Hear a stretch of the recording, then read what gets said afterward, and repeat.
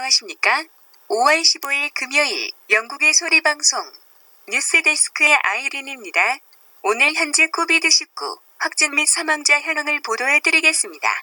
먼저 글로벌 규모입니다. 확진 444만 798명, 사망 30만 3651명입니다. 다음은 영국입니다. 확진 23만 4440명, 사망 3만 3614명입니다. 오늘 WK 인디펜던트 신문은 코비드-19가 런던 지역에서는 수주일 내로 퇴치가 가능해 보인다고 보도했습니다. 최근 들어 런던 지역의 하루 확진자는 24명 미만을 보이고 있고 통계상 3.5일을 반으로 줄고 있다고 덧붙였습니다. 그러나 잉글랜드와 웨일즈에 있는 케어홈에서 사망자가 늘고 있어서 문제가 되고 있다고 보도하였습니다. 브라셀 행정부는 영국 정부의 브렉시트 관련하여 약속 불일치, 이란 이유로 법적 조치를 취했다고 스카이 뉴스가 보도했습니다. 브라셀 정부가 약속 불일치라고 주장하는 이유는 EU 프리덤 오브 무브먼트 룰즈를 주장하는 것입니다. 이에 대해 보리 수상의 대변인은 영국 정부는 혐의 사실에 대해 조사를 하여 빠른 시간 내에 관계기관의 입장을 통보하겠다고 발표하였습니다. 브렉시트 트란지션 기간에 있는 영국은 금년 12월 말까지는 EU의 모든 법을 지켜야만 합니다. 아직 임기가 1년을 남아있는 로베르토 제비에도 WTO 총재가 오늘 사직을 하였습니다.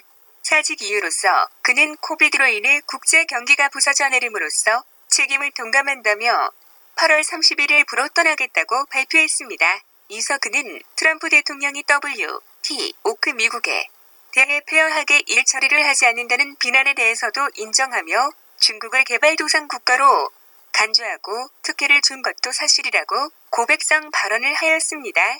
다음은 박지현 제작팀장이 발췌한 북한 관련 뉴스입니다.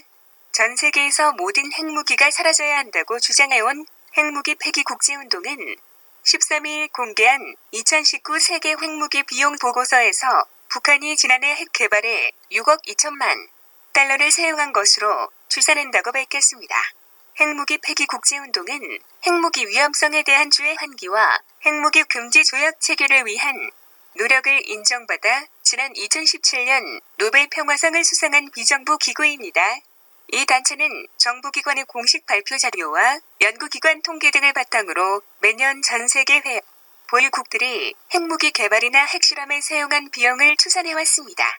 추산에 의하면 미국이 354억 달러로 가장 많은 비용을 사용했고 중국 104억 달러, 영국 89억 달러, 러시아 85억 달러, 프랑스 48억 달러 순이었습니다. 북한은 나머지 핵 보유국인 인도, 이스라엘, 파키스탄과 비교해 가장 적은 비용을 사용하는 것으로 집계됐습니다. 보고서는 한국국가정보원, 한국국방연구원의 자료를 바탕으로 현재 35개의 핵무기를 보유한 북한이 예산의 35%를 국방비로 사용하며 이 중 6%가 핵무기 개발에 쓰인다고 밝혔습니다. 보고서는 한국 정부의 발표를 근거로 북한의 2018년 국가 예산 293억 달러 중 국방비가 35%인 약 103억 달러, 핵무기의 6%가 할당됐다고 가정할 때 약 6억 2천만 달러가 책정돼 2019년 사용됐을 것이라고 추정했습니다. 보고서는 북한이 작년 핵무기 개발에 1분당 1180달러를 쓴 셈이라고 지적했습니다. 하지만 일각에서는 북한이 사적 재산권 개념이 없는 사회주의 체제이기 때문에 근로자, 인건비와 토지 비용이 다른 나라에 비해 훨씬 적다는 점을 들어 수산된 핵무기 관련 비용이 비현실적이란 의문을 제기하기도 했습니다. 다음 소식입니다. 미국 국토안보부 산하 사이버보안 기반시설보안국과 국방부 연방수사국가 12일 북한 정부가 이용하는 것으로 여겨지는 악성 코드의 변종에 대한 분석 보고서 3개를 발표했습니다. CISA는 분석 보고서에 담겨진 정보가 국토안보부와 국방부, FBI가 공동으로 분석한 결과물이라면서 북한 정부 내 사이버 활동 조직이 이용하는 도구와 시설에 대한 기술적인 세부 내용이 포함되어 있다고 밝혔습니다. 미국 정보당국이 북한 악성 코드를 추가로 공개한 이날은 미국 정부가 배후로 북한을 지목했던 워너크라이 공격이 일어난 지 3년이 되는 날입니다.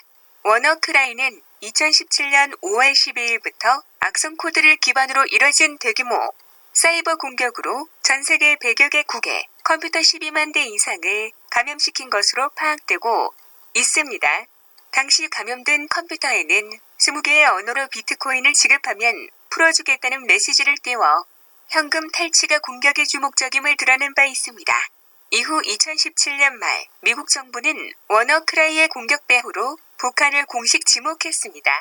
CISA는 이번 보고서에서 미국 정부는 북한 정부가 행하는 악성적인 사이버 활동을 히든 코브라로 부르고 있다면서 이번에 새로 공개된 북한 소행의 악성 코드의 변종 3종은 카퍼엣지와 테인티드 스크라이브 그리고 페벌대시로 지칭했습니다. 미국 국방부 산하 사이버 사령부도 이날 악성 코드나 바이러스를 검사하는 바이러스 토탈 사이트에 북한 악성 코드 샘플을 공개하고 위험성을 경고했습니다. 시청해주셔서 감사합니다. 유튜브에서 영국의 소리 방송을 검색하셔서 구독과 좋아요 부탁드립니다.